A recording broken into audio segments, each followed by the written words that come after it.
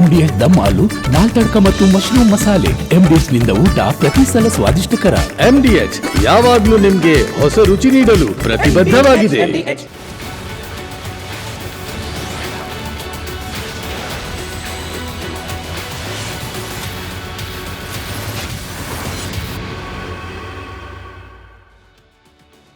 ಬುರುಡೆ ಗ್ಯಾಂಗ್ನ ಸುಳ್ಳಿನ ಕಥೆಗಳನ್ನು ಕೇಳಿ ಕನ್ನಡಿಗರು ಅದನ್ನೇ ಸತ್ಯ ಅಂತ ನಂಬಿದ್ರು. ಆದರೆ ಆ ಎಲ್ಲ ಸುಳ್ಳಿನ ಕಹಾನಿಗಳು ಬಟಾಬಯಲಾದವು. ಇದೀಗ ಬುರುಡೆ ಗ್ಯಾಂಗ್ ಕರ್ನಾಟಕ ಸರ್ಕಾರವನ್ನೇ ಮಂಗ್ಯ ಮಾಡಿತ್ತು ಅನ್ನೋದು ಗೊತ್ತಾಗ್ತಾ ಇದೆ. ಈ ರಿಪೋರ್ಟ್ ನೋಡ್ಕೊಂಬನ್ನಿ.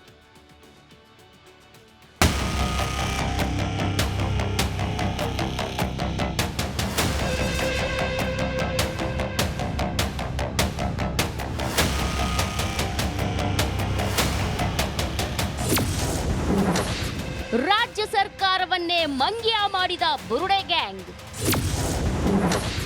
ಸುಪ್ರೀಂ ಕೋರ್ಟ್ ಆದೇಶ ಮುಚ್ಚಿಟ್ಟು ಮಹಾ ಮೋಸ. ಧರ್ಮಸ್ಥಳದಲ್ಲಿ ನೂರಾರು ಶವಗಳನ್ನ ಹೂತಿಡಲಾಗಿದೆ. ಪೊಲೀಸ್ ಭದ್ರತೆ ಕೊಟ್ರೆ ಎಲ್ಲಾ ಹೇಳ್ತೇನೆ ಅಂತ ಪುಂಗಿದ್ದ ಬುರುಡೆ ಗ್ಯಾಂಗ್ ಕುರಿತಾದ ಕರಾಳ ಸತ್ಯವೊಂದು ಬಟಾಬಯಲಾಗಿದೆ. ಸುಪ್ರೀಂ ಕೋರ್ಟ್ನಲ್ಲಿ ಛೀಮಾರಿ ಹಾಕಿಸಿಕೊಂಡಿದ್ದ ಗ್ಯಾಂಗ್ ತಮಗಾದ ಹಿನ್ನಡೆಯನ್ನ ಮುಚ್ಚಿಟ್ಟು ದಕ್ಷಿಣ ಕನ್ನಡ ಎಸ್ಪಿಗೆ ದೂರು ನೀಡಿದ್ದ ಸತ್ಯ ಈಗ ಬಟಾಬಯಲಾಗಿದೆ.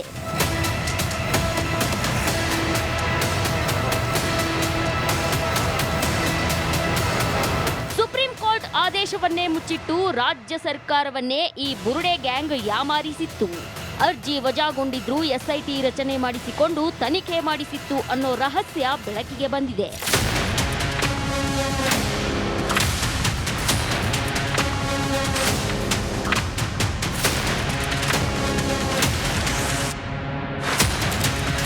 ದಕ್ಷಿಣ ಕನ್ನಡ ಎಸ್ಪಿಗೆ ದೂರು ನೀಡೋದಕ್ಕೆ ಮುನ್ನವೇ ಚಿನ್ನಯ್ಯನ ಮೂಲಕ ಬುರುಡೆ ಗ್ಯಾಂಗ್ ಸುಪ್ರೀಂ ಕೋರ್ಟ್ಗೆ ಸಾರ್ವಜನಿಕ ಹಿತಾಸಕ್ತಿ ಅರ್ಜಿ ಸಲ್ಲಿಸಿತ್ತು. ಆದರೆ ಮೇ 5ರಂದು ನ್ಯಾಯಮೂರ್ತಿಗಳಾದ BV ನಾಗರತ್ನ, ನ್ಯಾಯಮೂರ್ತಿ ಸತೀಶ್ ಚಂದ್ರ ನೇತೃತ್ವದ ಪೀಠ ಅರ್ಜಿ ವಜಾ ಮಾಡಿತ್ತು. ಧರ್ಮಸ್ಥಳ ಷಡ್ಯಂತ್ರಕ್ಕೂ ಮುನ್ನ ಬುರುಡೆ ಗ್ಯಾಂಗ್ ಒಂದು ಪ್ಲಾನ್ ಮಾಡಿತ್ತು. ಸುಪ್ರೀಂ ಕೋರ್ಟ್ಗೆ ಸಾರ್ವಜನಿಕ ಹಿತಾಸಕ್ತಿ ಅರ್ಜಿ ಸಲ್ಲಿಸಿತ್ತು. ಆದ್ರೆ ಆ ಸಾರ್ವಜನಿಕ ಹಿತಾಸಕ್ತಿ ಅರ್ಜಿಯನ್ನ ಕೋರ್ಟ್ ವಜಾ ಮಾಡಿತ್ತು. 4P ಹೆಸರಲ್ಲಿ ಬುರುಡೆ ಗ್ಯಾಂಗ್ ಅನ್ನ ಬೆಂಡೆತ್ತಿತ್ತು. ಇದು ಪೈಸಾ ಇಂಟ್ರೆಸ್ಟ್ ಲಿಟಿಗೇಷನ್, ಇದು ಪೊಲಿಟಿಕಲ್ ಇಂಟ್ರೆಸ್ಟ್ ಲಿಟಿಗೇಷನ್, ಇದು ಪ್ರೈವೇಟ್ ಇಂಟ್ರೆಸ್ಟ್ ಲಿಟಿಗೇಷನ್, ಇದು ಪಬ್ಲಿಸಿಟಿ ಇಂಟ್ರೆಸ್ಟ್ ಲಿಟಿಗೇಷನ್ ಎಂದು ಚಾಟಿ ಬೀಸಿತ್ತು. ಇದು ಸಾರ್ವಜನಿಕ ಹಿತಾಸಕ್ತಿ ಅರ್ಜಿ ಅಲ್ವೇ ಅಲ್ಲ, ಇದು ದುಡ್ಡು ಮಾಡುವ ಲಿಟಿಗೇಷನ್ ಎಂದು ಕೋರ್ಟ್ ಹೇಳಿತ್ತು. ಆ ಮೂಲಕ ಬುರುಡೆ ಗ್ಯಾಂಗ್ಗೆ ಕಠಿಣ ಪದಗಳಲ್ಲಿ ತರಾಟೆಗೆ ತೆಗೆದುಕೊಂಡಿತ್ತು. ಸುಪ್ರೀಂ ಛೀಮಾರಿಯನ್ನೇ ಮುಚ್ಚಿಟ್ಟಿದ್ದ ಬುರುಡೆ ಗ್ಯಾಂಗ್ ಎಸ್ಪಿಗೆ ಚಿನ್ನಯ್ಯನ ಮೂಲಕ ದೂರು ನೀಡಿತ್ತು. ಎಲ್ಲೂ ವಜಾಗಿದ್ದು ಕೂಡ ಸರ್ಕಾರಕ್ಕೆ ಲೇಟಾಗಿ ನಮಗೆ ಗೊತ್ತಾಗಿದೆ. ಬಟ್ ಅದು ಬೇರೆ ವಿಚಾರ. ಅದು ಅವರೇನೋ ಆದೇಶಕ್ಕೇನೋ ಹೋಗಿದ್ರು, ನೀವು ಅಲ್ಲೇ ಹೋಗಿ ಅಂತ ಕಳಿಸಿದ್ದಾರೆ. ಅದು ಕೂಡ ನಮಗೆ ಅರಿವಿದೆ. ಈಗ ಕಾನೂನು ಚೌಕಟ್ಟಿನಲ್ಲಿ ಒಂದು ಇನ್ವೆಸ್ಟಿಗೇಷನ್ ಮಾಡಬೇಕು ಅಂತೇಳಿ ಇನ್ವೆಸ್ಟಿಗೇಷನ್ ಮಾಡಿದೆ. ರಿಪೋರ್ಟ್ ಇನ್ನೂ ಬಂದಿಲ್ಲ. ಬಂದ ಮೇಲೆ ಮಾತಾಡೋಣ. ಬುರುಡೆ ಗ್ಯಾಂಗ್ ಮಾಡಿದ ತಪ್ಪಿಗೆ ಸಿಕ್ಕಿ ಬೀಳುತ್ತಿದೆ. ಇದೀಗ ಸುಪ್ರೀಂ ಕೋರ್ಟ್ ಆದೇಶವನ್ನೇ ಮುಚ್ಚಿಟ್ಟು ಸರ್ಕಾರವನ್ನೇ ಮಂಗ್ಯ ಮಾಡಿ ಇಡೀ ಕರ್ನಾಟಕವನ್ನು ಬಕರ ಮಾಡಿದ್ದ ತಂಡದ ಬಣ್ಣ ಕೊನೆಗೂ ಬಯಲಾಗಿದೆ. Bureau report, republic Kannada. ವೀಕ್ಷಕರ ನೋಡಿ, ತುಂಬ ಜನ ಈ ಯೂಟ್ಯೂಬರ್ ಸಮೀರ್ ಮಾಡಿದ ವಿಡಿಯೋವನ್ನು ನೋಡಿ ಭಾವುಕರಾಗಿದ್ದರು. ಏನಪ್ಪ ಈ ಥರನೂ ಇತ್ತ ಅಂತೇಳಿ. ಅದರ ಅಸಲಿ ಕಹಾನಿ ಈಗ ರಿವೀಲ್ ಆಗ್ತಾ ಇದೆ ನೋಡಿ.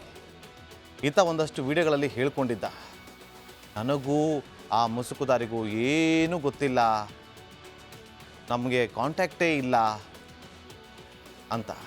ನೋಡಿ, ನಾವೊಂದು ಸುದ್ದಿಯನ್ನು ಮಾಡಬೇಕಾದ್ರೆ ಆ ಸುದ್ದಿಯ ಮೂಲ ಅಂತ ಇರುತ್ತೆ. ಆ ಸೋರ್ಸನ್ನು ಇಟ್ಟುಕೊಂಡು ಆ ಸೋರ್ಸನ್ನು ಕೂಡ ಸೋರ್ಸಿಂದ ಸಿಗುವಂಥ ಸುದ್ದಿಯನ್ನು ಎರಡೆರಡು ಬಾರಿ ಚೆಕ್ ಮಾಡಿ ಅದನ್ನು ನಾವು ಸ್ಟೋರಿ ಮಾಡ್ತೀವಿ.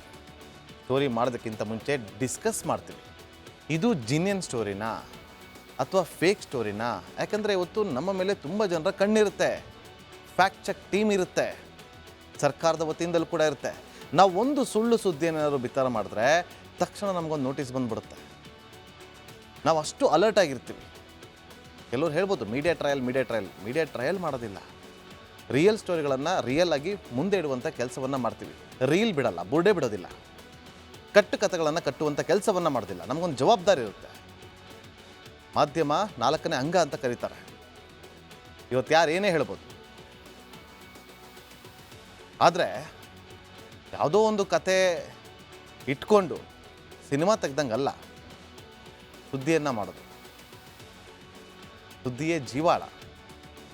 ಆದರೆ ಈ ಯೂಟ್ಯೂಬರ್ ಸಮೀರ್ ಮಾಡಿದಂಥ ವಿಡಿಯೋವನ್ನು ನೋಡಿದಾಗ ಎಷ್ಟೋ ಜನ ಭಾವುಕರಾಗಿದ್ದರು, ಲಕ್ಷಗಟ್ಟಲೆ ವ್ಯೂಸ್ ಕೂಡ ಸಿಕ್ತು.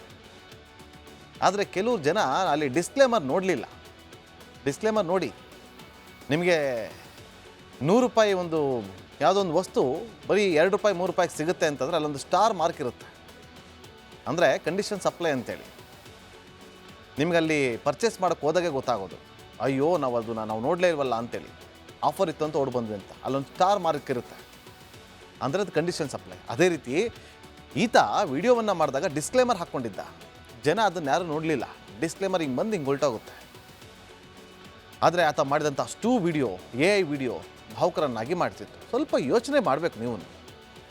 ಸಮೀರ್ ಹೇಳಿದ್ದು ಸುಳ್ಳ ಅಥವಾ ಸತ್ಯನ ಅನ್ನೋದನ್ನು.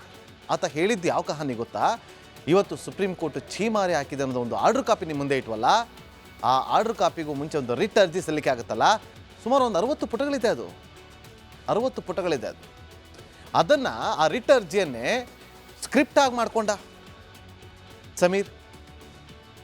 ಅರ್ಜಿಯಲ್ಲಿ ಉಲ್ಲೇಖ ಮಾಡಿದಂಥ ಒಂದಷ್ಟು ಇನ್ಫಾರ್ಮೇಷನ್ಗಳನ್ನ ತಗೊಂಡ, ಅದನ್ನು ಆಧರಿಸಿ ಈತ ವಿಡಿಯೋವನ್ನು ಮಾಡ್ಕೊಳ್ತಾನೆ. ಅದಕ್ಕೆ ಈತ ಹೆಸರು ಕೊಡೋದು ಧರ್ಮಸ್ಥಳ ಸೀರಿಯಲ್ ಕಿಲ್ಲರ್ಸ್ ಅಂತೇಳಿ. ಧರ್ಮಸ್ಥಳ ಸೀರಿಯಲ್ ಕಿಲ್ಲರ್ಸ್ ಅಂತೇಳಿ ಹೆಸರು ಕೊಡ್ತಾನೆ. ಆ ಹೆಸರಲ್ಲಿ ವಿಡಿಯೋವನ್ನು ಮಾಡ್ತಾನೆ. ಈತ ಮಾಡಿದಂಥ ವಿಡಿಯೋ ಯಾವುದು? ಸುಪ್ರೀಂ ಕೋರ್ಟ್ ಅರ್ಜಿಯನ್ನು ವಜಾಗೊಳಿಸ್ತಲ್ಲ, ಆ ಅರ್ಜಿಯಲ್ಲಿ ಇತ್ತಲ್ಲ ಪಾಯಿಂಟ್ಗಳು, ಅದನ್ನು ಈತ ಕ್ಯಾರೆ ಅನ್ನದೇ ಸಮೀರ್ ವಿಡಿಯೋ ಮಾಡ್ದ. ಈತ ವಿಡಿಯೋದಲ್ಲಿ ಹೇಳಿದಂಥ ನಂಬರ್ ಆ ಅರ್ಜಿಯಲ್ಲೂ ಕೂಡ ಇತ್ತು. ಅದನ್ನು ಕೂಡ ಅಲ್ಲಿ ಪ್ರಸ್ತಾಪ ಮಾಡಿದ್ದಾರೆ. ಆ ಕಾರ್ ನಮಗೆ ನೆನಪಿದೆ. ಆ ಕಾರ್ ಯಾವುದು ಗೊತ್ತಾ? ಕಾರ್ ಬರ್ತಾ ಇತ್ತು. ಆ ನಂಬರ್ ಈಗಲೂ ಅವನಿಗೆ ನೆನಪಿದೆ. ಭೀಮಾ ಅಂತ ಬೇರೆ ಹೆಸರು ಕೊಟ್ಟು ಆ ಮುಸ್ಕುದಾರಿಗೆ ಆ ನಂಬರ್ ನೆನಪಿದೆ. ಆತ ಏನನ್ನು ಕೂಡ ಮರ್ತಿಲ್ಲ. ಏನು ಮರ್ತಿಲ್ಲ? ಇಲ್ಲಿ ಅರ್ಜಿಯಲ್ಲಿ ಹಾಕಿದ್ದನ್ನು ಪಾಯಿಂಟ್ ತೊಗೊಂಡು ಏನೂ ಮರ್ತಿಲ್ಲ ಅಂತೇಳಿ ಕತೆ. ಅಲ್ಲಿ ಮೈಸೂರು ಹುಡುಗಿ ಅದರ ಕಥೆಯನ್ನು ಕೂಡ ವಿಡಿಯೋದಲ್ಲಿದೆ. ಆ ಅರ್ಜಿಯಲ್ಲೂ ಇದೆ. ಅರ್ಜಿಯಲ್ಲಿರುವಂಥ ಹೆಸರುಗಳನ್ನೇ ವಿಡಿಯೋದಲ್ಲೂ ಕೂಡ ಪ್ರಸ್ತಾಪ ಮಾಡಿರೋದು ಸಮೀರ್. ನಾವು ಕೇಳೋದು, ಮುಚ್ಚಿದ ಲಕೋಟೆಯಲ್ಲಿ ಕೊಟ್ಟಂಥ ಅರ್ಜಿಯ ಮಾಹಿತಿ ಈತನಿಗೆ ಹೆಂಗೆ ಗೊತ್ತಾಯಿತು? ಮೇ 5ನೇ ತಾರೀಕಿಂತ ಮುಂಚೆ ಮುಚ್ಚಿದ ಲಕೋಟೆಯಲ್ಲಿ ಚಿನ್ನಯ್ಯ ಕೊಟ್ಟಂಥ ಒಂದು ಅರ್ಜಿ, ಆ ಅರ್ಜಿಯಲ್ಲಿ ಇಂತಿಂಥದೇ ಪಾಯಿಂಟ್ಗಳಿದೆ ಅಂತೇಳಿ ಈ ಸಮೀರ್ಗೆ ಹೆಂಗೆ ಗೊತ್ತಾಯಿತು? ಅಂದರೆ ಚಿನ್ನಯ್ಯನಿಗೆ ಗೊತ್ತಿರುವಂಥ ಮಾಹಿತಿ, ಆ ಮುಚ್ಚಿದ ಲಕೋಟೆಯಲ್ಲಿದ್ದಂಥ ಮಾಹಿತಿ ಬೇರೆ ಯಾರೋ ಹೇಳಿದ್ದ. ಹಾಗಾದರೆ ನಮ್ಮ ಪ್ರಶ್ನೆ ಅಷ್ಟೇ, ಸಮೀರ್ಗೆ ಹೇಗೆ ಸಿಕ್ತು? ಸುಪ್ರೀಂ ಕೋರ್ಟ್ಗೆ ಮುಚ್ಚಿದ ಲಕೋಟೆಯಲ್ಲಿ ಅರ್ಜಿ ಸಲ್ಲಿಸಿದ್ದು ಚಿನ್ನಯ್ಯ. ಈತ ಹೇಳ್ಕೊಳ್ತಾನೆ ಚಿನ್ನಯ್ಯನಿಗೂ ನನಗೂ ಸಂಬಂಧನೇ ಇಲ್ಲ ಅಂತೇಳಿ. ಆರಂಭದಲ್ಲಿ ಹೇಳ್ಕೊಳ್ಳದೆ ಅದು. ಈಗ ಯಾವಾಗ ಈ ಷಡ್ಯಂತ್ರ ಬಯಲಾಗುತ್ತೋ ತನ್ನ ವರ್ಷೆಯನ್ನು ಬದಲಿಸ್ತಾನೆ ಸಮೀರ್. ಚಿನ್ನಯ್ಯ ಹೇಳಿದ್ದನ್ನೇ ನಂಬಿ ವಿಡಿಯೋವನ್ನು ಮಾಡ್ತಾನೆ. ಅದನ್ನೇ ನಾನು ಮಾಡಿರೋದು ಅಂತ ಹೇಳ್ತಾನೆ. ಆದರೆ ಸುಪ್ರೀಂ ಕೋರ್ಟ್ ಹೇಳುತ್ತೆ ಇದು ಷಡ್ಯಂತ್ರ, ಇದು ಸಾರ್ವಜನಿಕ ಹಿತಾಸಕ್ತಿ ಥರ ಕಂಡು ಬರ್ತಾ ಇಲ್ಲ, ಅರ್ಜಿ ಸ್ವಹಿತಾಸಕ್ತಿ ಥರ ಕಂಡು ಬರ್ತಾ ಇದೆ. ಹೇಗೆ ನಾವು ಇದನ್ನು ಅಕ್ಸೆಪ್ಟ್ ಮಾಡೋದು? ಯಾವ ಗ್ರೌಂಡ್ಸ್ ಮೇಲೆ ಇದನ್ನು ಅಕ್ಸೆಪ್ಟ್ ಮಾಡೋದು ಅರ್ಜಿಯನ್ನು ಅಂತೇಳಿ 5ನೇ ತಾರೀಕಿಗೆ ತನ್ನ ಆದೇಶದಲ್ಲಿ ದುಡ್ಡು, ಪ್ರಚಾರ, ವೈಯಕ್ತಿಕ ಹಿತಾಸಕ್ತಿಗೋಸ್ಕರ ಅರ್ಜಿ ಸಲ್ಲಿಕೆ ಆಗಿದೆ, ಹಾಗಾಗಿ ನಾವು ಇದನ್ನು ವಜಾ ಮಾಡ್ತಾ ಇದ್ದೀವಿ ಅಂತೇಳಿ ತೀವ್ರ ತರಾಟೆಗೆ ತೆಗೆದುಕೊಂಡು ಸುಪ್ರೀಂ ಕೋರ್ಟ್ ಅದನ್ನು ವಜಾ ಮಾಡ್ತು. ಅದನ್ನೇ ಇಟ್ಟುಕೊಂಡು ಈತ ವಿಡಿಯೋ ಮಾಡ್ತಾರೆ. ಈಗ ನಿಮಗೆ ಗೊತ್ತಾಗಿದೆ ಯಾವುದು ಸತ್ಯ ಯಾವುದು ಸುಳ್ಳು ಅನ್ನೋದು. ಮುಂದಿನ ಸತ್ಯತೆ ಗಮನಕ್ಕೆ. ಧರ್ಮಸ್ಥಳದಲ್ಲಿ ಸಿಕ್ಕ ಮತ್ತೊಂದು ಅಸ್ಥಿಪಂಜರದ ಗುರುತು ಪತ್ತೆಯಾಗಿದೆ. ಬಂಗ್ಲೆಗುಡ್ಡ ನೆಲದ ಮೇಲೆ ಪತ್ತೆಯಾದ ಅಸ್ಥಿಪಂಜರದ ಬಳಿ ಡ್ರೈವಿಂಗ್ ಲೈಸೆನ್ಸ್ ಸಿಕ್ಕಿತ್ತು. ಈ ಡ್ರೈವಿಂಗ್ ಲೈಸೆನ್ಸ್ನಲ್ಲಿ ತುಮಕೂರು ಜಿಲ್ಲೆಯ ಗುಬ್ಬಿ ಮೂಲದ ವ್ಯಕ್ತಿಯ ಹೆಸರಿತ್ತು. ಆತ ಯಾರು ನೋಡ್ಕೊಂಬನ್ನಿ.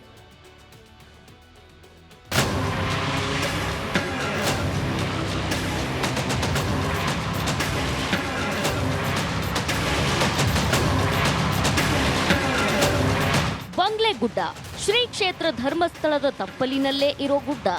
ಮುಗಿಲೆತ್ತರದ ಮರಗಳಿರೋ ದಟ್ಟಾರಣ್ಯ. ಇಂಥ ಬಂಗ್ಲೆ ಗುಡ್ಡದಲ್ಲಿ ಎಸ್ಐಟಿ ಅಧಿಕಾರಿಗಳಿಗೆ ಬರೋಬ್ಬರಿ 8 ಅಸ್ಥಿಪಂಜರ ಸಿಕ್ಕಿದ್ವು. ಜೊತೆಗೆ ಡ್ರೈವಿಂಗ್ ಲೈಸೆನ್ಸ್ನಂತ ಡಾಕ್ಯುಮೆಂಟ್ಗಳು ಪತ್ತೆಯಾಗಿದ್ವು. ಇದೀಗ ಈ ಬುರುಡೆಗಳ ಗುರುತು ಪತ್ತೆಯಾಗಿದೆ.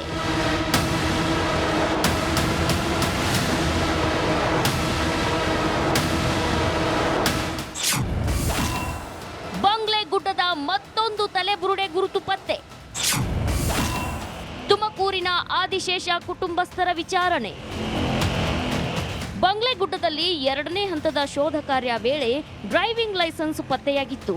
ಇದರ ಮೂಲ ಪತ್ತೆ ಹಚ್ಚಿದ ಎಸ್ಐಟಿ ಅಧಿಕಾರಿಗಳಿಗೆ ಈ ಡ್ರೈವಿಂಗ್ ಲೈಸೆನ್ಸ್ ತುಮಕೂರು ಜಿಲ್ಲೆಯ ಗುಬ್ಬಿಯ ಆದಿಶೇಷ ನಾರಾಯಣರದ್ದು ಅನ್ನೋ ಸ್ಫೋಟಕ ವಿಷಯ ಗೊತ್ತಾಗಿದೆ. ಆದಿಶೇಷ ಕುಟುಂಬಸ್ಥರನ್ನ ಎಸ್ಐಟಿ ಅಧಿಕಾರಿಗಳು ವಿಚಾರಣೆ ಮಾಡಿದ್ದಾರೆ. ಎಸ್ಐಟಿಗೆ ಸಿಕ್ಕ ಡಿಎಲ್ ನನ್ನ ತಮ್ಮನದ್ದು.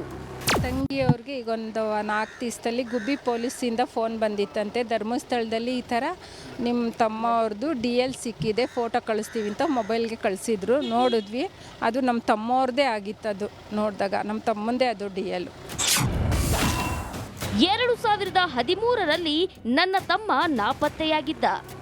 2013 ಅಕ್ಟೋಬರ್ 2ನೇ ತಾರೀಕು ಬಂದು ನಮ್ಮ ಮನೆಗೆ ಬಂದು ಫ್ರೆಂಡ್ಸ್ ಎಲ್ಲ ಬಂದು ಊಟ ಮಾಡಿಕೊಂಡು ಹೋಗಿದ್ದಷ್ಟೇ. ಆಮೇಲೆ ನೋಡಿಲ್ಲ. ನೀವು ಕಂಪ್ಲೇಂಟ್ ಕೊಟ್ಟದ್ದು ಅಂಥದ್ದೇನಿಲ್ವಾ? ಅವನು ಯಾವಾಗಲೂ ಹೋಗಿ ಬರ್ತಾ ಇದ್ನಲ್ಲ, ಹಂಗಾಗಿ ನಮ್ಮಪ್ಪ ಅವರು ಏನು ಬೇಡ ಬಿಡು ಕೊಡೋದು ಅಂತ ಕೊಟ್ಟಿರಲಿಲ್ಲ. ನನ್ನ ತಮ್ಮನ DL ನೋಡಿ ನೋವಾಯಿತು. ನೋವಾಗುತ್ತೆ, ಮನಸ್ಸಿಗೆ ತುಂಬಾ ನೋವಾಗುತ್ತೆ. ಆ DL ನೋಡಿದ್ರೆ ಅದಾಗದೇ ಇರಲಿ ಅಂತ ಮಂಜುನಾಥನ ಬೇಡ್ಕೊಳ್ತೀವಿ. ಚೆನ್ನಾಗಿರಲಿ, ನನ್ನ ತಮ್ಮ ಎಲ್ಲೇ ಇರಲಿ ಚೆನ್ನಾಗಿರಲಿ ಅಂತ ನಾವು ಬೇಡ್ಕೊಳ್ತೀವಿ. ಪಾಪ ನಮ್ಮ ತಾಯಿಯವರು ಅವನಿಗಾಗಿ ಕಾಯ್ತಾ ಇದ್ದಾರೆ.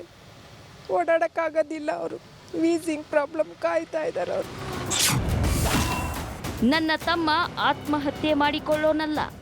ಯಾವ ಸಾಲದ್ದು ತೊಂದರೆ ಇಲ್ಲ ಸರ್. ಎಲ್ಲ ಅವನು ಸಾಲ ಇಲ್ದಂಗೆ ಅವನ ಜವಾಬ್ದಾರಿ ಮಾಡ್ತಿದ್ದು. ಆತ್ಮಹತ್ಯೆ ಅಂತ ಮಾಡಿಕೊಳ್ಳೋ ವ್ಯಕ್ತಿ ಅಲ್ವಾ? ಹೇಗೆ? ಇಲ್ಲ ಸರ್, ಖಂಡಿತ ಇಲ್ಲ ಸರ್. ಆತ್ಮಹತ್ಯೆ ಮಾಡ್ಕೊಳ್ಳೋ ಹುಡುಗನೇ ಅಲ್ಲ ಅವನು. ಅವನೇನೇ ಕಷ್ಟ ಬಂದರೂ ದುಡ್ದು ನಮ್ಮನ್ನು ಇದು ಮಾಡಿದವನು. ಅಯ್ಯಪ್ಪನ ಪುತ್ರನಿಂದ ಮಾಹಿತಿ ಕಲೆ. ಇನ್ನು ಇದೇ ಬಂಗ್ಲೆಗುಡ್ಡದಲ್ಲಿ ಮತ್ತೊಂದು ID ಕಾರ್ಡ್ ಪತ್ತೆಯಾಗಿತ್ತು. ಅದು ಕೊಡಗಿನ 71 ವರ್ಷದ ಅಯ್ಯಪ್ಪ ಎಂಬುವರ ID ಕಾರ್ಡ್ ಅನ್ನೋದು ಬಯಲಾಗಿತ್ತು. ಸದ್ಯ SIT ಅಧಿಕಾರಿಗಳು ಸತತ 3 ದಿನಗಳಿಂದ ಅಯ್ಯಪ್ಪ ಪುತ್ರ ಜೀವನ್ ವಿಚಾರಣೆ ಮಾಡ್ತಿದ್ದಾರೆ. ಬಂಗ್ಲೆಗುಡ್ಡದಲ್ಲಿ ಒಟ್ಟು 8 ಅಸ್ಥಿಪಂಜರ ಪತ್ತೆಯಾಗಿದೆ. 2 ಅಸ್ಥಿಪಂಜರಗಳ ಗುರುತು ಸಿಕ್ಕಿದೆ.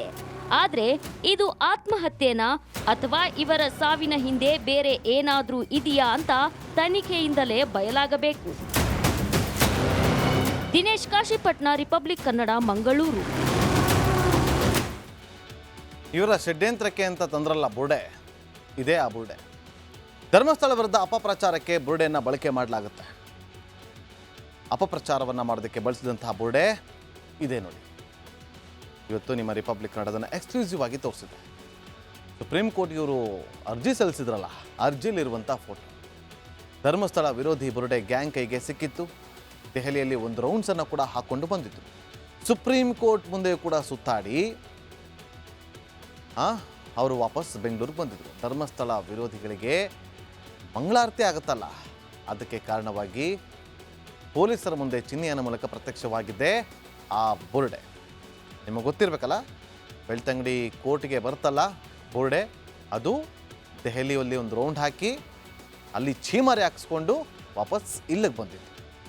ಆ ಬೋರ್ಡೆ ಯಾವುದು ಅಂತೇಳಿ ಇವತ್ತು ನಾವು ನಿಮ್ಮ ರಿಪಬ್ಲಿಕ್ ಕನ್ನಡದಲ್ಲಿ ಆ ಬೋರ್ಡೆಯ ಫೋಟೋ ಸಮೇತ ತೋರಿಸಿದ್ದೀವಿ. ಅದನ್ನು ನಾವು ಹಾಕಿರೋದಲ್ಲ, ಆ ಟೀಮೇ ಹಾಕಿ ಅರ್ಜಿಯಲ್ಲಿ ಕೊಟ್ಟಿರೋದು. ಮುಂದಿನ ಸುದ್ದಿ ಗಮನ ಮಾಡಿ. ಧರ್ಮಸ್ಥಳ ವಿರುದ್ಧ ಷಡ್ಯಂತ್ರ ಮಾಡಿದ ಪ್ರಕರಣದ ಬಗ್ಗೆ ನಿಮ್ಮ ರಿಪಬ್ಲಿಕ್ ಕನ್ನಡದಲ್ಲಿ ಸಾಲು ಸಾಲು ಎಕ್ಸ್ಕ್ಲೂಸಿವ್ ಕಂಟೆಂಟ್ ಕೊಡ್ತಾ ಇದೆ. ಇದರ ಮಧ್ಯೆ ಸುಜಾತಾ ಭಟ್ಗೆ ಮತ್ತೆ ಸಂಕಷ್ಟ ಎದುರಾಗಿದೆ. SIT ಅಧಿಕಾರಿಗಳು ಮ್ಯಾಜಿಕ್ ಅಜ್ಜಿಯ ಜಾತಕ ಬಯಲು ಮಾಡಲು ಮುಂದಾಗಿದ್ದಾರೆ.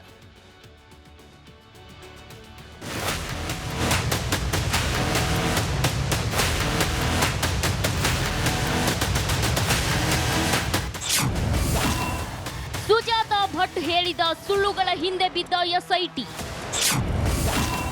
ಪೊಲೀಸರ ನಡೆಯಿಂದ ಮ್ಯಾಜಿಕ್ ಅಜ್ಜಿಗೆ ಭೀತಿ. ಧರ್ಮಸ್ಥಳದಲ್ಲಿ ಶವ ಹೂತಿಟ್ಟ ಪ್ರಕರಣದ ತನಿಖೆ ನಡೆಯುತ್ತಿರುವಾಗಲೇ ಅನನ್ಯ ಭಟ್ ಕೇಸ್ ಭಾರೀ ಸದ್ದು ಮಾಡಿತ್ತು. ಮಗಳ ಅಸ್ಥಿಯನ್ನಾದ್ರೂ ಹುಡುಕಿ ಅಂತ ಸುಜಾತಾ ಭಟ್ ಎಸ್ಐಟಿಗೆ ದೂರು ಕೊಟ್ಟಿದ್ರು. ಆದ್ದರಿಂದ ಅನನ್ಯ ಮಿಸ್ಸಿಂಗ್ ಕೇಸನ್ನ ಗಂಭೀರವಾಗಿ ಪರಿಗಣಿಸಿರೋ ಎಸ್ಐಟಿ ಟೀಮ್ ಸುಜಾತಾ ಭಟ್ ಕುರಿತು ಇಂಚಿಂಚು ಮಾಹಿತಿ ಕಲೆ ಹಾಕಿದೆ. ವಾಸಂತಿ ಫೋಟೋ ತೋರಿಸಿ ಯಾಮಾರಿಸಿದ್ದ ಸುಜಾತಾ ಭಟ್ ಮಗಳ ಅಸ್ಥಿ ಕೊಡಿಸಿ ಅಂತ ಎಸ್ಐಟಿ ಮೊರೆ ಹೋಗಿದ್ರು. ಆದ್ರೆ ತನಿಖೆಗೆ ಇಳಿದಾಗ ಸತ್ಯ ಬಟಾಬಯಲಾಗಿತ್ತು. ನಿಮ್ಮ ರಿಪಬ್ಲಿಕ್ ಕನ್ನಡದಲ್ಲೇ ಅನನ್ಯ ಭಟ್ ಅನ್ನೋರೇ ಇರಲಿಲ್ಲ, ಆಸ್ತಿಗಾಗಿ ಕತೆ ಕಟ್ಟಿದ್ದೆ ಎಂದು ಮ್ಯಾಜಿಕ್ ಅಜ್ಜಿ ಬಾಯ್ಬಿಟ್ಟಿದ್ರು. ಅನನ್ಯ ಭಟ್ಟು ನನ್ನ ಮಗಳಲ್ಲ.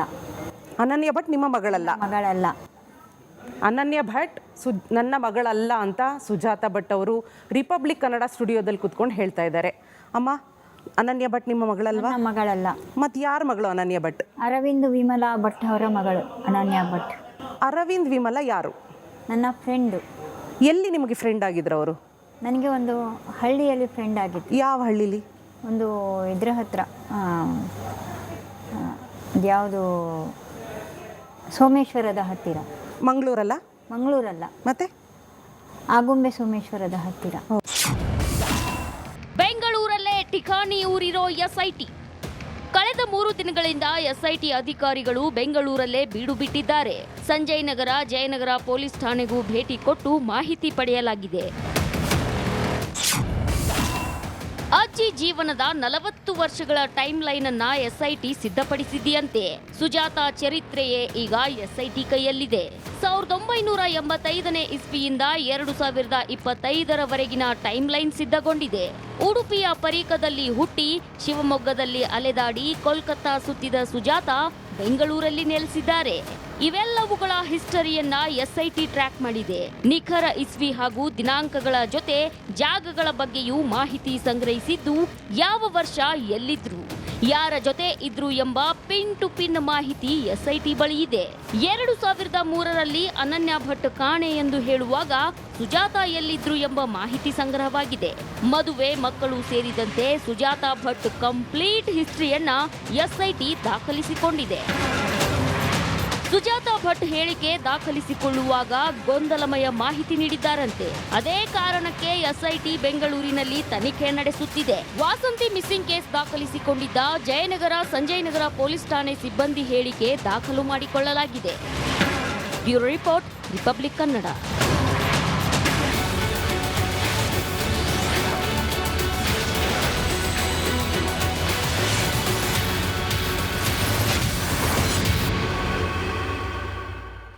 Welcome back. ಬುರುಡೆ ಗ್ಯಾಂಗ್ನ ಒಂದೊಂದೇ ಷಡ್ಯಂತ್ರಗಳು ಬಯಲಾಗ್ತಾ ಇದೆ. ಚಿನ್ನಿಯಾಗೆ ಲಕ್ಷ ಹಣ ನೀಡಿ ದೊಡ್ಡದೊಂದು ಸಂಚನ್ನು ಕೂಡ ಮಾಡಿರುವ ಬಗ್ಗೆ ಅನುಮಾನಗಳು ವ್ಯಕ್ತವಾಗ್ತಾ ಇದೆ.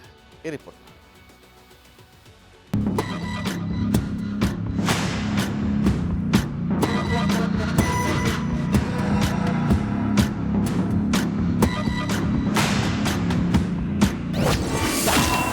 ಬುರುಡೆ ಗ್ಯಾಂಗ್ ಬಂಡವಾಳ ಬಯಲು.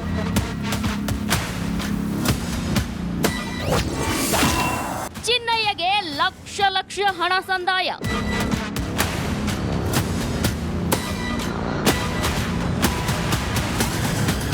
ಧರ್ಮಸ್ಥಳ ಪ್ರಕರಣದ ತನಿಖೆ ನಿರ್ಣಾಯಕ ಹಂತ ತಲುಪಿದೆ. ದೂರುದಾರ ಚಿನ್ನಯ್ಯನನ್ನು ಬಂಧಿಸಿದ ಅಧಿಕಾರಿಗಳು ಆತನನ್ನ ತೀವ್ರ ವಿಚಾರಣೆಗೆ ಒಳಪಡಿಸಿದ್ರು. ಇದೇ ವೇಳೆ ಚಿನ್ನಯ್ಯ ತಪ್ಪೊಪ್ಪಿಕೊಂಡಿದ್ದಾನೆ ಎನ್ನಲಾಗ್ತಿದೆ. ಚಿನ್ನಯ್ಯ ಒಬ್ಬನೇ ಅಲ್ಲ, ಈ ಪ್ರಕರಣದ ಹಿಂದೆ ಕಾಣದ ಕೈಗಳು ಕೆಲಸ ಮಾಡಿದೆ ಎನ್ನಲಾಗ್ತಿದ್ದು, ಚಿನ್ನಯ್ಯನಿಗೆ ಫಂಡಿಂಗ್ ಆಗಿರೋ ಬಗ್ಗೆ ಎಸ್ಐಟಿ ತನಿಖೆ ಮಾಡಿದೆ.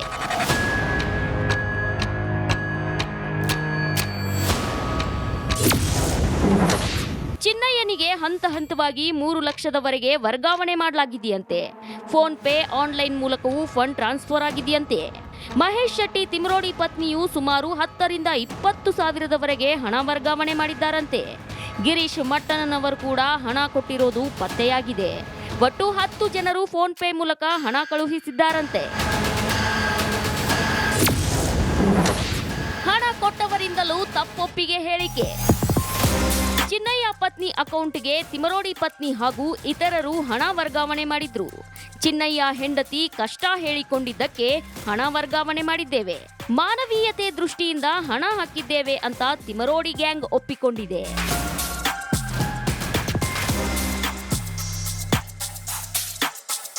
Bureau report, republic Kannada.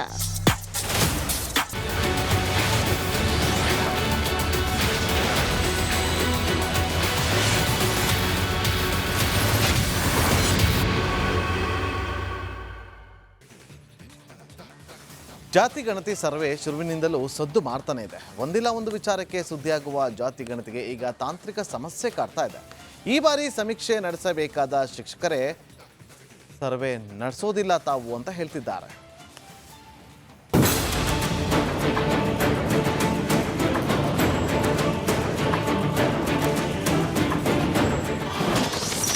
ಜಾತಿ ಗಣತಿ ಸಮೀಕ್ಷೆಗೆ ಸರಣಿ ಸವಾಲು. ಕೈಕೊಟ್ಟ ಆ್ಯಪ್ನಿಂದ ಶಿಕ್ಷಕರು ಕಂಗಾಲು. ರಾಜ್ಯಾದ್ಯಂತ ಜಾತಿ ಗಣತಿಗೆ ದಿನಕ್ಕೊಂದು ಸಮಸ್ಯೆ ಎದುರಾಗ್ತಾ ಇದೆ. ಸರ್ಕಾರ ನಿಗದಿ ಮಾಡಿರುವಂತ ಆ್ಯಪ್ ಪದೇ ಪದೇ ಕೈಕೊಡ್ತಾ ಇದೆ. ದಿನಕ್ಕೊಂದು ಆ್ಯಪ್ಗಳನ್ನ ಡೌನ್ಲೋಡ್ ಮಾಡೋ ದುಸ್ಥಿತಿ ಸೃಷ್ಟಿ ಆಗಿದೆ. ಸಮೀಕ್ಷೆ ನಡೆಸೋ ಶಿಕ್ಷಕರ ಗೋಳು ಕೇಳೋರು ಇಲ್ಲದಂತೆ ಆಗಿಬಿಟ್ಟಿದೆ. ಇದರಿಂದ ಕೆರಳಿದ ಸಮೀಕ್ಷೆದಾರರು ಸರ್ಕಾರದ ವಿರುದ್ಧ ಪ್ರತಿಭಟನೆಗೆ ಇಳಿದಿದ್ರು. ಕಲಬುರಗಿ, ಹಾವೇರಿ, ಕೊಪ್ಪಳ, ತುಮಕೂರು ಸೇರಿದಂತೆ ಬಹುತೇಕ ಜಿಲ್ಲೆಗಳಲ್ಲಿ ಸಮೀಕ್ಷೆದಾರರು ಕೆರಳಿ ಕೆಂಡವಾಗಿದ್ದಾರೆ. ದಿನಪೂರ್ತಿ ಕಳೆದರೂ ಒಂದೇ ಒಂದು ಗಣತಿ ನಡೆಸೋಕೆ ಆಗ್ತಾ ಇಲ್ಲ. ಮೊದಲು ಸಮಸ್ಯೆ ಬಗೆಹರಿಸಿ ನಂತರ ಸಮೀಕ್ಷೆಗೆ ಹೋಗ್ತೀವಿ ಅಂತಿದ್ದಾರೆ. ಇನ್ನು ಜಾತಿ ಗಣತಿ ಸಮೀಕ್ಷೆ ನಡೆಸಿರುವಂತಹ ಶಿಕ್ಷಕರು ಎದುರಿಸ್ತಾ ಇರುವಂತಹ ಸಮಸ್ಯೆಗಳು ಒಂದೆರಡಲ್ಲ. ಸಾಲು ಸಾಲು ಸವಾಲುಗಳನ್ನು ಎದುರಿಸಿದ ಬೆನ್ನಲ್ಲೇ ಸಮೀಕ್ಷೆದಾರರ ತಾಳ್ಮೆ ಕಟ್ಟೆ ಒಡೆದಿದೆ. ತಾಲೂಕು ಕೇಂದ್ರಗಳಲ್ಲಿ ಕೆರಳಿದ ಶಿಕ್ಷಕರು ತಾಂತ್ರಿಕ ಸಮಸ್ಯೆಗೆ ಮದ್ದು ನೀಡೋವರೆಗೂ ಸಮೀಕ್ಷೆ ನಡೆಸೋದೇ ಇಲ್ಲ ಅನ್ನೋ ಹಠಕ್ಕೆ ಬಿದ್ದಿದ್ದಾರೆ. ಜಾತಿ ಗಣತಿಗೆ ಏನೆಲ್ಲ ಸಮಸ್ಯೆ? ಜಾತಿ ಸರ್ವೆಗೆ ಬಳಸುವಂತ KSCBC ಆಪ್ನಲ್ಲಿ ಸಾಕಷ್ಟು ಸಮಸ್ಯೆಗಳಿದೆ. ಪದೇ ಪದೇ ತಾಂತ್ರಿಕ ಸಮಸ್ಯೆಯಿಂದ ಶಿಕ್ಷಕರಿಗೆ ಕಿರಿಕಿರಿ ಉಂಟಾಗ್ತಾ ಇದೆ. 3-4 ಮನೆ ಮಾಹಿತಿ ಸಂಗ್ರಹಿಸ್ತಾ ಇದ್ದಂತೆ ಆಪ್ ಲಾಕ್ ಆಗ್ತಾ ಇದೆ. ಸಮೀಕ್ಷೆ ನಡೆಸುವವರಿಗೆ ಸರಿಯಾಗಿ ತರಬೇತಿಯನ್ನ ನೀಡಿಲ್ಲ. ಕೆಲಸ ಮಾಡುವ ಗ್ರಾಮ ಬಿಟ್ಟು ಬೇರೆ ಗ್ರಾಮಕ್ಕೆ ನಿಯೋಜನೆ ಮಾಡಲಾಗ್ತಾ ಇದೆ. ಇತ್ತ UHID Jio mapping location miss match ಆಗಿದೆ. UHID ಆಧಾರದಲ್ಲಿ ಮನೆಗಳು ಹುಡುಕುವುದು ಸಾಧ್ಯವಿಲ್ಲ. ರೂಟ್ ಮ್ಯಾಪ್ ಅನ್ನ ಕೂಡ ಇಲಾಖೆ ರದ್ದು ಮಾಡಿದೆ. ರೂಟ್ ಮ್ಯಾಪ್ ಇಲ್ಲದೆ ಸಮೀಕ್ಷೆದಾರರಲ್ಲಿ ಗೊಂದಲ ಉಂಟಾಗ್ತಾ ಇದೆ. ಯಾವ ಮನೆಗಳಲ್ಲಿ ಸಮೀಕ್ಷೆ ನಡೆಸಬೇಕು ಅಂತ ಪ್ರಶ್ನೆ ಮೂಡ್ತಾ ಇದೆ. ಇದರ ಹೊರತಾಗಿ ಆರೋಗ್ಯ ಸಮಸ್ಯೆ ಇರುವವರನ್ನ ಸರ್ವೆಗೆ ನೇಮಕ ಮಾಡಲಾಗ್ತಿದೆ ಎಂಬ ಆರೋಪವಿದೆ. ತಾಲೂಕುಗಳಲ್ಲಿ ಸರ್ವೆ ನಡೆಸೋದಕ್ಕೆ ಶಿಕ್ಷಕರು ಸುತಾರಾಮ್ ಒಪ್ತಾ ಇಲ್ಲ. ಮೊದಲು ಆ್ಯಪ್ ಸರಿಪಡಿಸಿ ಅಂದಾಗ ಮಾತ್ರ ಸರ್ವೆ ಸಾಧ್ಯ ಅನ್ನೋ ಸಂದೇಶ ಕೊಡ್ತಿದ್ದಾರೆ. ಇದನ್ನು ಸರ್ಕಾರ ಯಾವ ರೀತಿಯಾಗಿ ನಿಭಾಯಿಸುತ್ತೋ ಕಾದ್ ನೋಡಬೇಕಿದೆ. Bureau report, republic Kannada. Renukaswamy ಕೊಲೆ ಪ್ರಕರಣದಲ್ಲಿ ಜೈಲು ಪಾಲಾಗಿರುವ ದರ್ಶನ್ಗೆ ಟೆನ್ಷನ್ ಮೇಲೆ ಟೆನ್ಷನ್ ಶುರುವಾಗಿದೆ. ಇದೀಗ ಜೈಲಲ್ಲಿ ದರ್ಶನ್ ಜೀವನ ಹೇಗಿದೆ ಅನ್ನೋ ಮಾಹಿತಿ ಹೊರಬಿದ್ದಿದೆ. ಇದರ ಮಧ್ಯೆ ದರ್ಶನ್ಗೆ ಶಿಷ್ಯರು ಸಹಾಯ ಮಾಡ್ತಾ ಇದ್ದಾರಂತೆ.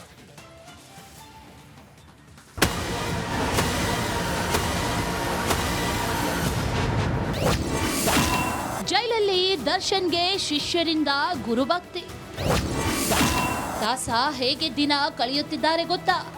ಚಿತ್ರದುರ್ಗದ ರೇಣುಕಾಸ್ವಾಮಿ ಕೇಸ್ ಸಂಬಂಧ ದರ್ಶನ್ ಅಂಡ್ ಗ್ಯಾಂಗ್ ಸೆಂಟ್ರಲ್ ಜೈಲು ಸೇರಿ 1 ತಿಂಗಳ ಮೇಲಾಯಿತು. ಜೈಲಿನ ಮ್ಯಾನ್ಯುವಲ್ ಪ್ರಕಾರವೇ ಕಾರ್ಪೆಟ್, ಕಂಬಳಿ, ಬಗ್ಗು ಕೊಟ್ಟಿದ್ದೇವೆ ಅಂತ ಜೈಲಧಿಕಾರಿಗಳು ಹೇಳಿದ್ದಾರೆ. ದರ್ಶನ್ ದೇಹಕ್ಕೆ ಕಂಬಳಿ, ಕಾರ್ಪೆಟ್ ಸರಿ ಹೊಂದದೆ ಪರದಾಡುವಂತಾಗಿದೆ.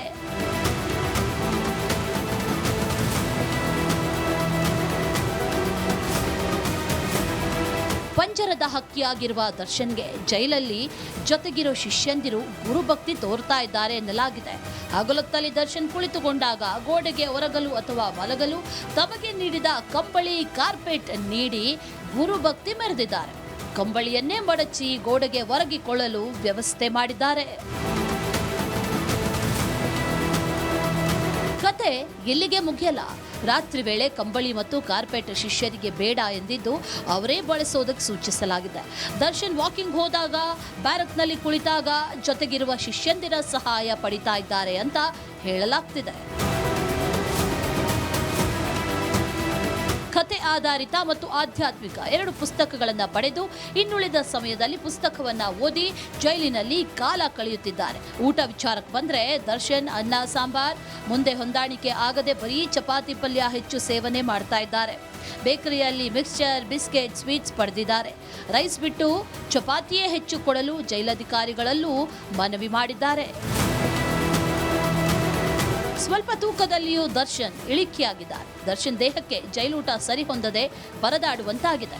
ಇದೆಲ್ಲದರ ನಡುವೆ ಪಂಜರದಿಂದ ಹೊರಗೆ ಬರೋಕೆ ಎದುರು ನೋಡ್ತಿದ್ದಾರೆ. News desk, republic Kannada.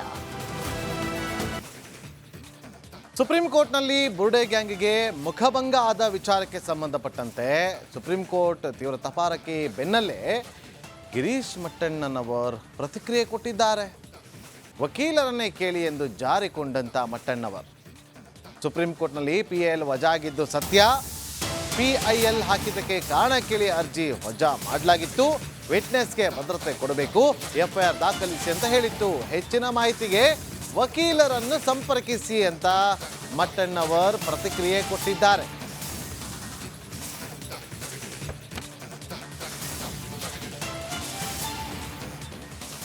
ನೋಡಿ, ಇಲ್ಲಿ ಸುಪ್ರೀಂ ಕೋರ್ಟ್ನಲ್ಲಿ PIL it was a public interest litigation ಆಯಿತು. ಈಗ ಅಲ್ಲಲ್ಲ, ವಜಾ ಅಲ್ಲ, ವಿತ್ ಕಾರಣ ಕೇಳಿ ಅವರು ಡಿಸ್ಪೋಸ್ ಮಾಡಿದರು. 2 ಕಾರಣವನ್ನು ಅವರು ಕೊಟ್ಟಿದ್ದರು. ವಿಟ್ನೆಸ್ ಪ್ರೊಟೆಕ್ಷನ್ ಆ್ಯಕ್ಟಲ್ಲಿ ಕೊಡಬೇಕು, ಅವನಿಗೆ ವಿಟ್ನೆಸ್ ಪ್ರೊಟೆಕ್ಷನ್ ನೀವು ಕೊಡಬೇಕಾಗತ್ತೆ, ಮತ್ತು FIRನ ದಾಖಲೆ ಮಾಡಬೇಕು. ನೋಡಿ, ಇಲ್ಲಿ ಸುಪ್ರೀಂ ಕೋರ್ಟ್ನಲ್ಲಿ PIL it was a public interest litigation ಆಯಿತು. ಈಗ ಅಲ್ಲಲ್ಲ, ವಜಾ ಅಲ್ಲ, ವಿತ್ ಕಾರಣ ಕೇಳಿ ಅವರು ಡಿಸ್ಪೋಸ್ ಮಾಡಿದರು. 2 ಕಾರಣವನ್ನು ಅವರು ಕೊಟ್ಟಿದ್ದರು. ವಿಟ್ನೆಸ್ ಪ್ರೊಟೆಕ್ಷನ್ ಆ್ಯಕ್ಟಲ್ಲಿ ಕೊಡಬೇಕು, ಅವನಿಗೆ ವಿಟ್ನೆಸ್ ಪ್ರೊಟೆಕ್ಷನ್ ನೀವು ಕೊಡಬೇಕಾಗತ್ತೆ, ಮತ್ತು FIRನ ದಾಖಲೆ ಮಾಡಬೇಕು. ನೋಡಿ, ಇಲ್ಲಿ ಸುಪ್ರೀಂ ಕೋರ್ಟ್ನಲ್ಲಿ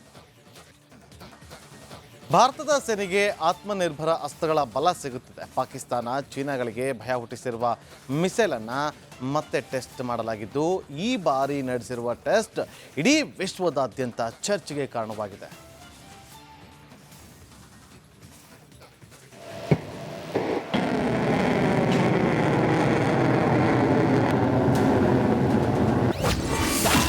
ಭಾರತೀಯ ಸೈನ್ಯಕ್ಕೆ ಬಂತು ಮತ್ತೊಂದು ಆನೆ ಬಲ. ರೈಲಿನಿಂದ ಅಗ್ನಿ ಪ್ರೈಮ್ ಉಡಾವಣೆ ಪ್ರಯೋಗ ಯಶಸ್ವಿ. ಭಾರತದ ಮೇಕ್ ಇನ್ ಇಂಡಿಯಾ ಶಸ್ತ್ರಾಸ್ತ್ರಗಳು ವಿರೋಧಿಗಳ ಎದೆಯಲ್ಲಿ ಭಯ ಹುಟ್ಟಿಸಿವೆ. ಆಪರೇಷನ್ ಸಿಂಧೂರ ಕಾಲದಲ್ಲಿ ಬ್ರಹ್ಮೋಸ್ ಪಾಕಿಸ್ತಾನವನ್ನು ಚಿಂದಿ ಚಿತ್ರಾನ್ನ ಮಾಡಿತ್ತು. ಇದೀಗ ಭಾರತ ಮತ್ತೊಂದು ಘಾತಕ ಅಸ್ತ್ರದ ಪ್ರಯೋಗ ಮಾಡಿದೆ. ಒಡಿಶಾದ ಬಾಲಸೂರ್ನಲ್ಲಿರುವಂಥ ಇಂಟಿಗ್ರೇಟೆಡ್ ಟೆಸ್ಟ್ ರೇಂಜ್ನಲ್ಲಿ DRDO ಅಗ್ನಿ ಪ್ರೈಮ್ ಕ್ಷಿಪಣಿಯ ಯಶಸ್ವಿ ಪರೀಕ್ಷೆ ಮಾಡಿದೆ.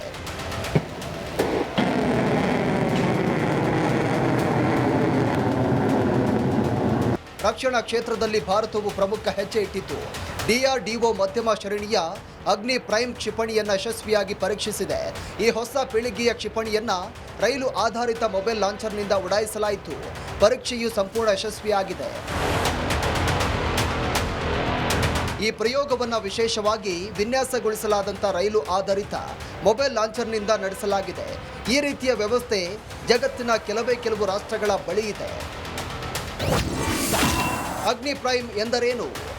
ಅಗ್ನಿ ಪ್ರೈಮ್ ಅಗ್ನಿ ಸರಣಿಯ ಅತ್ಯಂತ ಮುಂದುವರೆದ ಕ್ಷಿಪಣಿ ಎನಿಸಿಕೊಂಡಿದ್ದು, ಮಧ್ಯಂತರ ವ್ಯಾಪ್ತಿಯನ್ನು ಹೊಂದಿರುವಂಥ ಈ ಮಿಸೈಲ್ 2000 ಕಿಲೋಮೀಟರ್ಗಳವರೆಗಿನ ಗುರಿಯನ್ನು ಹೊಡೆದು ಉರುಳಿಸುತ್ತದೆ. ಅಗ್ನಿ ಪ್ರೈಮ್ ಕ್ಷಿಪಣಿಯಲ್ಲಿ ಹಲವಾರು ಸುಧಾರಿತ ವೈಶಿಷ್ಟ್ಯಗಳಿದೆ. ಶತ್ರು ನೆಲೆಗಳ ಮೇಲೆ ನಿಖರ ಗುರಿಯನ್ನು ಇಟ್ಟು ದಾಳಿ ಮಾಡುತ್ತೆ. ಇದನ್ನು ಅತ್ಯಂತ ಕಡಿಮೆ ಸಮಯದಲ್ಲಿ ಉಡಾವಣೆ ಮಾಡಬಹುದು. ಮಳೆ, ಧೂಳು, ಶಾಖದಿಂದ ರಕ್ಷಿಸುವಂಥ ಬಾಕ್ಸ್ನ ಕವಚ ಹೊಂದಿರುತ್ತೆ. ಎಲ್ಲಿಯಾದರೂ ಯಾವುದೇ ಸಮಯದಲ್ಲಿ ದಾಳಿ ಮಾಡುವ ಸಾಮರ್ಥ್ಯ ಹೊಂದಿದೆ.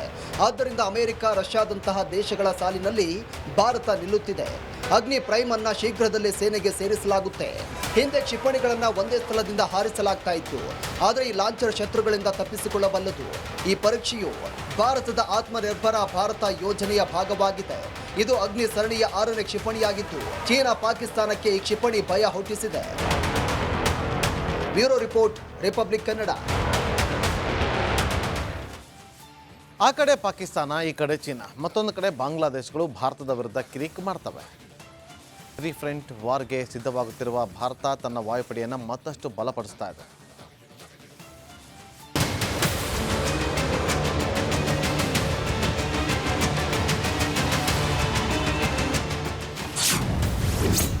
ಅತಿ ದೊಡ್ಡ ರಕ್ಷಣಾ ಒಪ್ಪಂದಕ್ಕೆ ಅನುಮೋದನೆ. 66,500 ಕೋಟಿ ನೀಡಿ 97 ತೇಜಸ್ ಖರೀದಿ. ಭಾರತದ ರಕ್ಷಣಾ ವಲಯಕ್ಕೆ ಇಂದು ಐತಿಹಾಸಿಕ ದಿನ. ಭಾರತೀಯ ವಾಯುಪಡೆ ಇಂದು HAL ಜೊತೆಗೆ 66,500 ಕೋಟಿ ಮೌಲ್ಯದ 97 ತೇಜಸ್ ಮಾರ್ಕ್ 1A ಫೈಟರ್ ಜೆಟ್ಗಳ ಖರೀದಿ ಒಪ್ಪಂದಕ್ಕೆ ಸಹಿ ಬಿದ್ದಿದೆ. ಇದು ಇದುವರೆಗಿನ ಅತಿದೊಡ್ಡ ರಕ್ಷಣಾ ಒಪ್ಪಂದವಾಗಿದ್ದು ಮೇಕ್ ಇನ್ ಇಂಡಿಯಾಗೆ ಮತ್ತಷ್ಟು ಬಲ ನೀಡುತ್ತದೆ. ಈ ಜೆಟ್ಗಳು IAF ಸ್ಕ್ವಾಡ್ರನ್ ಬಲವನ್ನು ಹೆಚ್ಚಿಸಿ ಪಾಕಿಸ್ತಾನ ಮತ್ತು ಚೀನಾದಂತಹ ನೆರೆಯ ದೇಶಗಳ ಸವಾಲುಗಳನ್ನು ಎದುರಿಸಲು ಸಾಮರ್ಥ್ಯ ನೀಡುತ್ತವೆ.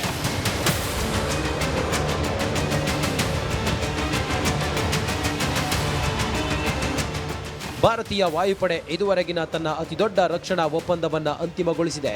ಈ ಒಪ್ಪಂದದಡಿಯಲ್ಲಿ ವಾಯುಪಡೆಯು HALನಿಂದ 97 ತೇಜಸ್ ಮಾರ್ಕ್ 1A ಫೈಟರ್ ಜೆಟ್ಗಳನ್ನು ಪಡೆಯಲಿದೆ.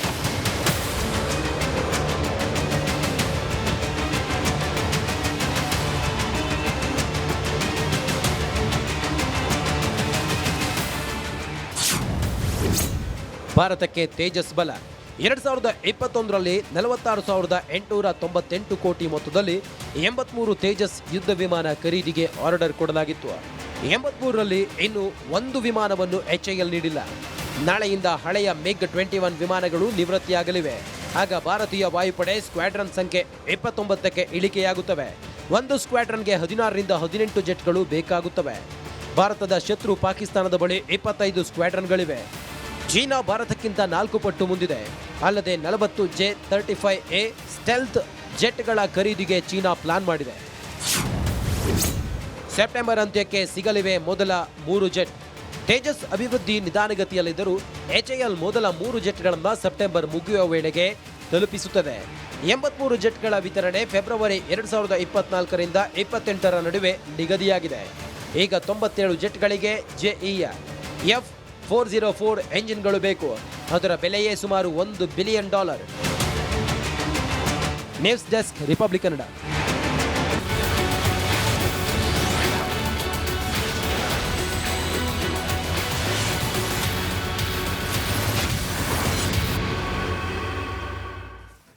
Welcome back. ದೇಶದಲ್ಲಿ ಸ್ವಾಮೀಜಿಗಳ ಕಳ್ಳಾಟ ಆಗಾಗ್ಗೆ ಸುದ್ದಿ ಆಗುತ್ತಲೇ ಇರುತ್ತೆ. ಈಗ ದೆಹಲಿಯಲ್ಲಿ ಅಂತಹದ್ದೇ ಮತ್ತೊಬ್ಬ ಸ್ವಾಮೀಜಿ ಸೌಂಡ್ ಮಾಡಿದ್ದಾರೆ. ಹೆಚ್ಚು ಮಾರ್ಕ್ ಕೊಡುವ ಆಸೆ ತೋರಿಸಿ ಹುಡುಗಿಯರನ್ನ ಕೋಣೆಗೆ ಕರೆದ ಆರೋಪ ಕೇಳಿಬಂದಿದೆ.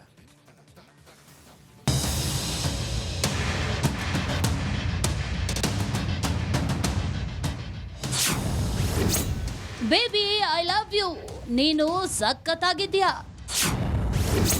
ವಿದ್ಯಾರ್ಥಿನಿಯರಿಗೆ ದೆಹಲಿ ಸ್ವಾಮಿ ಅಶ್ಲೀಲ ಸಂದೇಶ. ನೀನು ಹೈ ಕ್ಲಾಸ್ ಆಗಿದ್ಯಾ, ನೋಡೋಕೆ ಸಖತ್ತಾಗಿದ್ಯಾ, ನಿನಗೆ ಸ್ಕಾಲರ್ಶಿಪ್ ಕೊಡಿಸ್ತೀನಿ, ವಿದೇಶ ಪ್ರವಾಸಕ್ಕೆ ಕರೆದುಕೊಂಡು ಹೋಗ್ತೀನಿ. Hey baby I love you. ಇದು ಚೈತನ್ಯಾನಂದ ಸರಸ್ವತಿ ಸ್ವಾಮೀಜಿಗಳು ವಿದ್ಯಾರ್ಥಿನಿಯರಿಗೆ ಮಾಡ್ತಿದ್ದ message, ನೀಡ್ತಿದ್ದ torture.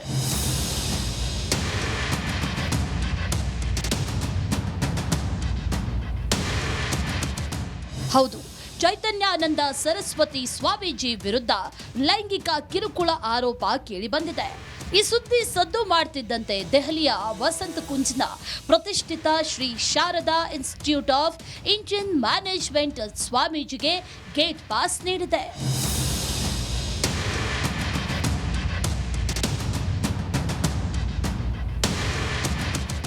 Sharada institute of Indian management ಕರ್ನಾಟಕದ ಶಾರದಾ ಮಠದ ಅಧೀನ ಸಂಸ್ಥೆ.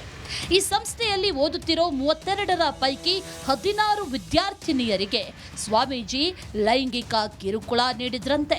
ವ್ಯವಸ್ಥಿತವಾಗಿ ಬ್ಲಾಕ್ ಮೇಲ್ ಮಾಡ್ತಿದ್ರಂತೆ. ಪ್ರತ್ಯೇಕವಾಗಿ ತಮ್ಮ ಕೋಣೆಗೆ ಕರೆಸ್ಕೊಂಡು ಕಳ್ಳಾಟ ಆಡ್ತಿದ್ರಂತೆ. ಸ್ವಾಮೀಜಿ ಕಾಮ ಸಂದೇಶ.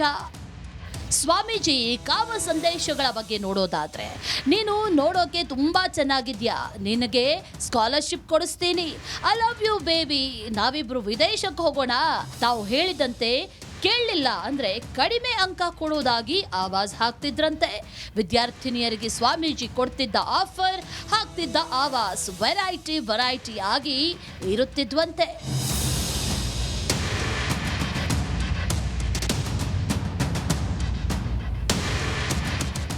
ಸ್ವಾಮೀಜಿ ಕಳ್ಳಾಟ ಬಯಲು ಆಗ್ತಿದ್ದಂಗೆ ಶೃಂಗೇರಿ ಮಠದ ಆಡಳಿತ ಮಂಡಳಿ ಸ್ವಾಮೀಜಿಯನ್ನ ವಜಾಗೊಳಿಸಿದೆ. ಅತ್ತ ಕೇಸ್ ಬೀಳ್ತಾ ಇದ್ದಂತೆ ಇತ್ತ ಚೈತನ್ಯಾನಂದ ಸರಸ್ವತಿ ಸ್ವಾಮೀಜಿ ಆಬೇಸಾಗಿದ್ದಾರೆ. ತಲೆ ತಪ್ಪಿಸಿಕೊಂಡ ಸ್ವಾಮೀಜಿಗಾಗಿ ಪೊಲೀಸರು ತಲಾಶ್ ನಡೆಸಿದ್ದಾರೆ.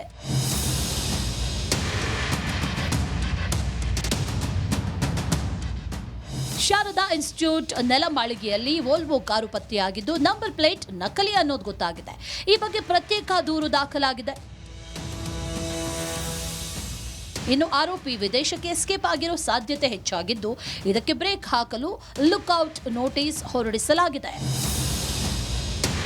Bureau report, republic Kannada. ಇದಾಗಿತ್ತು ಇವತ್ತಿನ ಕರ್ನಾಟಕ ಪ್ರೈಮ್ ಟೈಮ್. ನೋಡ್ತಾ ಇರಿ ರಿಪಬ್ಲಿಕ್ ಕನ್ನಡ, ಇದು ನಿಮ್ಮ ಧ್ವನಿ. ಆರೋಗ್ಯ ಹಾಗೂ ನ್ಯೂಟ್ರಿಷನ್ ಸಿಗುತ್ತೆ, ನೋಡಿ ಬಾಡಿ ಸ್ಟ್ರಾಂಗ್ ಆಗುತ್ತೆ. ಸ್ವಲ್ಪ ತಿಂದು ಹಸಿವು ನಿಗುತ್ತೆ, ಡೈಜೆಷನ್ಗೆ ಇಲ್ಲ ಅಪಾಯ. MDH ಸೋಯಾ ಟೀ, ಅಸಲಿ ಪ್ರೋಟೀನ್. MDH